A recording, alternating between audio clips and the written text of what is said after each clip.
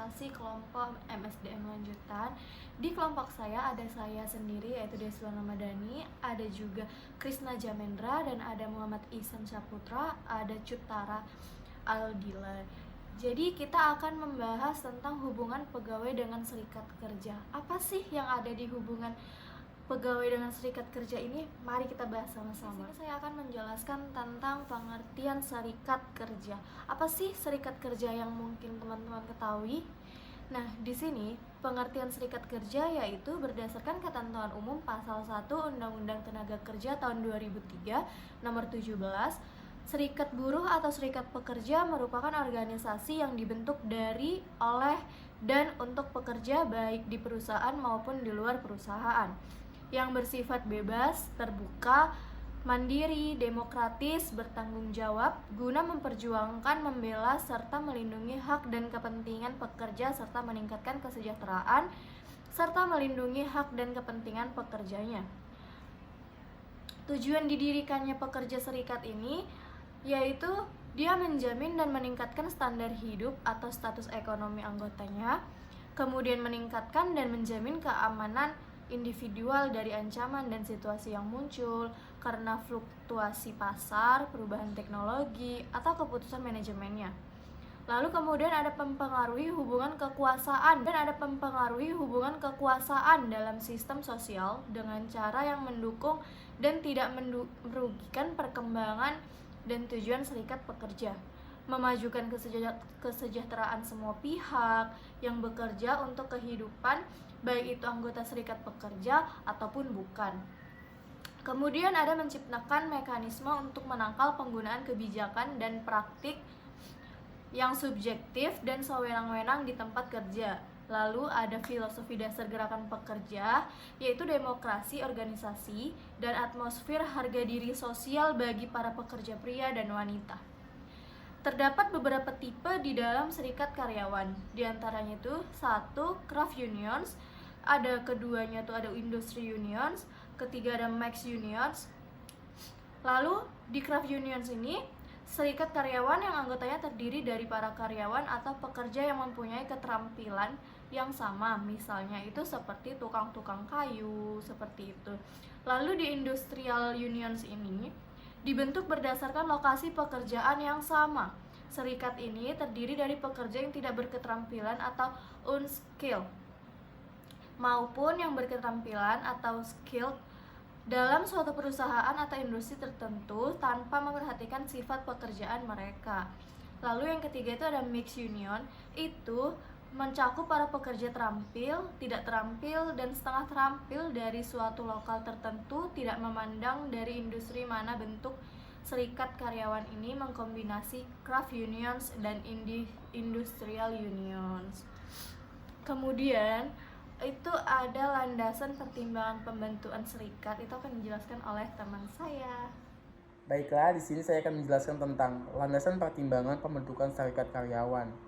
Nah, berikut dasar hukum yang menjamin seseorang dapat aktif berserikat maupun membentuk serikat pekerja tanpa perasaan takut atau dibatasi oleh pihak manajemen atau pihak-pihak lain.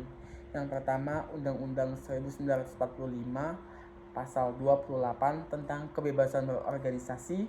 Yang kedua ada Konvensi ILO nomor 87 tentang kebebasan berserikat.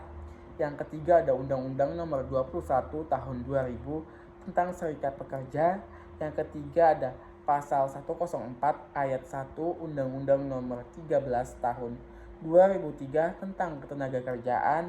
Yang kelima, Pasal 5 ayat 1 Undang-Undang nomor 21 tahun 2000 tentang serikat pekerja atau serikat buruh. Sehingga syarat dan langkah pembentukan serikat karyawan ada sebagai berikut. Yang pertama, kumpulkan minimal 10 orang untuk membentuk serikat pekerja atau serikat buruh. Yang kedua, mendaftarkan serikat pekerja atau serikat buruh ke Dinas Tenaga Kerja berdasarkan domisili perusahaan. Yang ketiga, menginformasikan kehadiran serikat pekerja atau serikat buruh ke manajemen perusahaan dengan memberikan salinan AD atau ART dan nomor bukti pencatatan berserikat pekerja serikat buruh dari Dinas Tenaga Kerja. Nah, selanjutnya saya akan menjelaskan tentang sifat dasar serikat karyawan. Yang pertama ada serikat karyawan atau labor union adalah organisasi para pekerja yang dibentuk untuk mempromosikan atau menyatakan pendapat, melindungi dan memperbaiki melalui kegiatan kolektif, kepentingan sosial, ekonomi, dan politik para anggotanya. Yang kedua, kepentingan dominan yang diperjuangkan karyawan adalah ekonomi. Yang ketiga, dalam bidang ini berbagai keinginan dan permintaan akan kenaikan gaji atau upah, pengurangan jam kerja, dan perbaikan kondisi kerja. Yang keempat, pentingnya serikat pekerja bagi karyawan. Yang pertama, mendapatkan kompensasi yang layak. Yang kedua, mendapatkan kondisi kerja yang baik. Yang ketiga, mendapatkan haknya secara adil. Yang keempat, melindungi diri mereka dari tindakan sewenang-wenang manajemen. Yang kelima, mendapatkan kepuasan kerja dan peluang untuk berprestasi. Terima kasih. Selanjutnya akan dijelaskan dengan teman saya. Baik, di sini saya akan melanjutkan pembahasan yang sebelumnya teman saya Krisna sudah menjelaskan beberapa poin tentang serikat pekerja. Di sini saya akan menjelaskan pergerakan serikat pekerja. Di sini ada 2 poin, yaitu business unions dan social unions. Business union yang pertama, pergerakannya itu untuk melindungi karyawan, meningkatkan kesejahteraan dan memperbaiki kondisi kerja karyawan. Yang kedua itu social unions. Di sini bergerak bertujuan untuk pergerakan sosial, ekonomi dan politik yang lebih luas. Selanjutnya saya akan menjelaskan struktur serikat karyawan. Yang pertama, serikat karyawan lokal merupakan bentuk basis organisasi buruh yang paling penting dari struktur serikat karyawan. Yang kedua itu serikat karyawan lokal ini sering disebut serikat buruh cabang. Yang ketiga, serikat karyawan berbagai cabang bergabung dan membentuk serikat karyawan nasional. Yang terakhir yaitu yang keempat, tugas serikat karyawan ini adalah untuk mewakili karyawan menyelesaikan masalah-masalah secara skala nasional. Selanjutnya saya akan menjelaskan materi tentang kerjasama serikat karyawan dan manajemen. Yang di sini ada beberapa poin yang bakalan saya jelaskan, yaitu pertama konsultasi awal dengan para pemimpin serikat karyawan untuk membahas masalah-masalah sebelum terjadinya keluhan yang lebih formal. Yang kedua itu tentang perhatian yang sungguh-sungguh terhadap masalah-masalah dan kesejahteraan karyawan. Yang ketiga itu di antara berbagai metode pengembangan kerja sama, tidak ada satupun pendekatan tunggal yang paling baik untuk mengembangkan kerjasama. Yang terakhir itu dengan yaitu peningkatan hubungan serikat karyawan manajemen merupakan suatu peranan potensi yang sangat penting yang dapat dimainkan oleh departemen personalia. Selanjutnya materi ini akan dijelaskan oleh teman saya Cutara. Untuk Cutara dipersilakan. Saya mau meneruskan penjelasan dari teman saya yang sebelumnya, dan saya masuk ke materi yang ke-8, tujuan serikat pekerja. Serikat pekerja mempunyai beberapa tujuan, dan diantaranya yang pertama ada keselamatan sertifikat kerja. Tujuan adanya keselamatan serikat pekerjaan adalah untuk menjamin bahwa serikat pekerjaan akan terus berlanjut dan melaksanakan fungsi-fungsinya. Lanjut yang kedua, keselamatan pekerja. Tanpa keselamatan pekerja, tuntutan sertifikat pekerja akan gaji yang lebih tinggi serta tunjangan yang lebih besar tidak akan berarti. Keselamatan pekerja biasanya berbentuk dalam aspek perlindungan. Selanjutnya ada wadah aktivitas-aktivitas sebagai bentuk organisasi yang dikelola oleh karyawan sendiri. Serikat pekerja merupakan tempat berkumpul, konsultasi dan bermacam keluhan karyawan, perbedaan keinginan, perbedaan kebutuhan, masalah, dan lain-lain 27 sehingga semua permasalahan karyawan dapat dicari jalan keluarnya. Selanjutnya yang keempat ada peningkatan kesejahteraan pekerja. Manajemen akan mengetahui aspirasi karyawan dari beberapa keadaan serikat pekerjaan ini. Selanjutnya di sini saya akan membahas masalah yang ke-9, hubungan industrial.